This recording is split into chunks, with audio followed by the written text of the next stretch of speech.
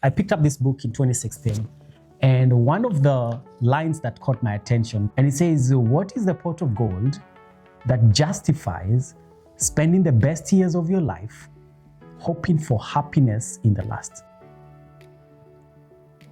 And this is what he proposes. How do your decision change if retirement isn't an option? If there was no retirement, how would your decisions change? It changed my complete mindset, and I'll share some amazing stories that came out of this quote.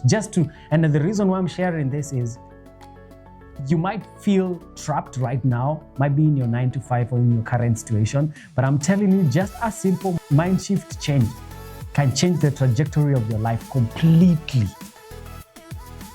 And so he continues to say, what if, I want you to consider this, what if you could use a mini retirement to sample your deferred life plan reward before working 40 years for it? And then he poses this question: is it necessary to work like a slave to live like a millionaire? People don't want to be millionaires. They want to experience what they believe only millions can buy. How do you think about that? It's not the millions that you're after, it's the life the millions could give you. So what is that life? What is that? What is that life that you want to live? Because sometimes we don't even think about it. What is that kind of life that you want to live? You want to write it down, because you might not need millions to experience that kind of life. You can actually experience that life. You know, one of the things that and I'll give you a good example. Let's say your dream car is a Ferrari or whatever car it is, yeah? And you've always dreamed of driving one. So the old mindset is, I'm gonna work really hard, save up money so that one day I can be able to buy a Ferrari and drive it. Tim Ferriss is like, you want to be a millionaire so that you can experience that. He's like, why don't you go to Turo and get to even drive that Ferrari and feel like, is this what I even want? Is this the kind of car that I even want? Why not experience it right now? And so you want to retire, wait till retirement to go travel? Really? And so he shares this concept. And again, at this time we're 9 to 5s, yeah? He shares this concept and he's like, why don't you retire for 2 months every year? And my goodness, he asked the wrong person. Because I held on to that. I even underlined it over here. And I told my wife, like, let's try it. Why not? And so 2016, when we graduated, because we both graduated in 2016, during our lease, and I'll tell you the game plan. This is how we did it, yeah? We did it between leases, yeah? So we were like, okay, we're graduating. So what we're going to do is the last might be like 3-4 months, we picked up extra shifts, we worked a little bit harder, and we saved up enough money that would cover the 2 months. This is not even touching the emergency fund, yeah? So we had some extra money, yes? And then what we also did was, for 2 months, we're not gonna pay rent. So that money, we used it for our travel expenses. And so I remember that year, we went to visit our family in London. We took a flight to Paris. We were so scared because we couldn't understand the language, and anyway, we went to Paris. We then took another flight to, I believe we went to Spain, Barcelona. And went on a trip to Barcelona. And then we went to, I believe we also went to Kenya to visit our family. And to be honest, and we went to Florence, Italy. We went to Athens. We went to, I can't remember all the other places that we went, but it was an amazing experience for 2 months, we were just, just away. We had already signed up a list that was going to start when we come back. And we also had secured jobs just in case, just a backup plan, yeah? And it was one of the best experiences ever. Like one of the best experiences ever. But in all honesty, around maybe like week 5, I was ready to go back to work, surprisingly. And when I say I was ready to go back to work, not that I enjoyed the work that I did, I felt like I needed to start creating something. I needed to make money. And that was the first time that hit me. You don't really want to retire and just stay at home. It's gonna get boring real quick. I don't know if you've experienced people that retire and then they just go down, yeah? The thought of you just waking up to watch TV, and it's cool for like 2 weeks, but after that, the way we've been wired to work. And so this is one of the concepts that I held on to, of like, you know what? Let's retire for 2 months every year. And you don't have to combine it, but you can decide like, okay, these 2 weeks I'm gonna be off, another 2 weeks I'm gonna be off, and go do the things that you'd want to do when you retire. Because it's not promised, guys. Nothing is promised. One of the things that is going to allow you to do that easily is transitioning, especially, this is not for everyone, transitioning to entrepreneurship, and I'll tell you why. Now more than ever, with what is happening with AI, it's coming after anything repetitive. I'm telling you this because I just installed Cloud Code. For those who know, like Cloud Code, yeah, people know Cloud, but there's Cloud Code. I just installed it into my laptop. And another platform called Manus. Google not Facebook, just bought it for, I think, for 2.5 billion. This thing, what it is able to do, like it's able to even arrange documents on your folder. So I'm telling you, like anything, if you're in a role, and I don't mean to scare you, I want you to get prepared and to give, this is what I wanted to tell you. Actually, let me just get to the point.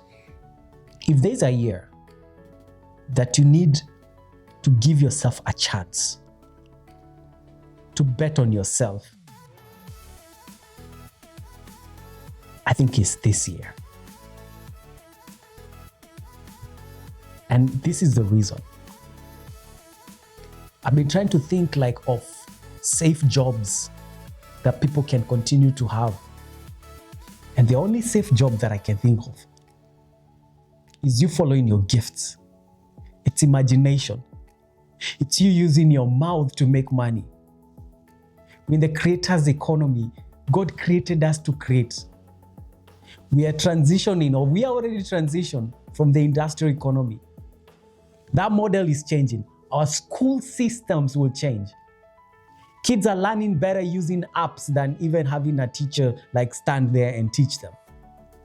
Not because the teacher is not good, but because they are teaching 10, 20 other kids who are in different levels of understanding. And one disruption from one kid wastes another 1 to 2 hours of class time. Or the teacher is teaching a student who already knows the stuff, and so their mind is not even there. They're not focused the whole day because they're on another level. They understand things faster. The same class, there's somebody who is clueless and absent-minded because they can't understand anything. You can't put those two students in the same class. The teacher might be good and great, but you can't put those two students in the same class. So now we have apps that are acting as tutors, that are custom-made for your students. And I met this school, there's this school I've been tracking, and what they do is they don't call even teachers, they call them guides. I've been talking about that even in the coaching industry, that people are not looking for coaches, they're looking for guides. They're looking for people who can hold their hands.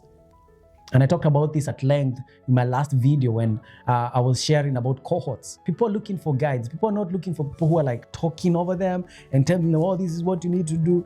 And my apologies if I come out like that, but I'm just passionate about this. People are looking for guides. People are looking for people who can empathize with them. People who are at the same time telling them like, you can't stay where you are, that there is better. And so just looking at what is coming, some of the AI, some of the AI tools that are coming out, there's never been a time that you can be able to bring your vision to life. You don't even need to know how to code. You don't even need to know how to do anything. As long as you're really good at speaking things, you will be able to create things. It feels like a Genesis 1 experience that if you wanted an app today, all we have to do is speak it into existence and you will have a fully functional app in less than a day. I'll flash one of the apps that I created. I've always wanted to create an app, and yesterday I stayed the whole day and I created one because there was a way I wanted it to function. Not that the creating part took less than 30 minutes. It was like the design and how I want it to look like and how I want it to work. That's what took a lot of time. But you can literally, and if you guys want me to create videos about this, just let me know, comment below. I also have a community where I'll be teaching some of these things and how to leverage and build things quickly. Like you can launch a full business in a day by leveraging these AI tools. You can speak websites to existence. You can speak content to existence.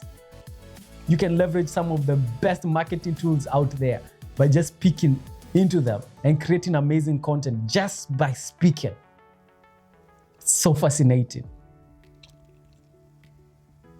So I don't want you to feel trapped. I don't want you to feel like you're late. I don't want you to feel like you're behind. Because you're not. And the life that you're looking for is not the millions, it's the freedom of time and money. And what, not necessarily money, but what money and the experiences that money can give you. And so I just want to encourage you today that you got this. I got you. If you want me to start creating this kind of content, I'll start creating like practical content, like how to build your own website, how to build a landing page live. If you want me to create this kind of content, just let me know, guys. And I'll start doing that. If you want to build a business, I'm starting a cohort February 1st. Actually, it's going to be February 2nd because February 1st is a Sunday. February 2nd. And we'll be talking more at length about how you can build profitable businesses by leveraging your God-given gifts, your experiences, your skills. Because that one, at least I can tell you, the AI will take a minute to come and get it. But that repetitive task that you do at your job, AI is coming for it, and it's coming for it fast. And I'm not saying this to scare you because I have that agentic AI in my laptop right now. And the things that it's able to do are like mind-blowing. They're mind-blowing. I'll show you the app that I made. But it's not just the app itself, it's what is, you can see the tasks it's doing. I tried one where it's able to go see your calendar and be able to be like, if I tell you like, oh, go pull out my calendar and tell me what's going on tomorrow. Then it tells you like, okay, I have this appointment. I want to slot it sometime in the afternoon, optimize and schedule this client. And then it's going to schedule, and it's going to send an email, a follow-up, an email telling them, hey, you've been scheduled on automation. This thing is here. It's already here. They're calling it agentic AI, basically automating anything repetitive that you do. And so, just to finish this, I want you to bet on yourself this year. Please bet on yourself. If there's that one thing, that one idea that you've always thought of, you can build it in a night. That vision can come to life. The research you need, these AI platforms are the best research tools ever. Like you want marketing and you don't know anything about marketing, I will teach you how to do it using AI platforms. Before you had to pay somebody to come do some of these things. Now you don't. You just need to know how to prompt. You just need to know these tools and how to use them. And you'll start making money using your gifts. So, I think I'm gonna end it there. Go find this book. It has some really hidden gems.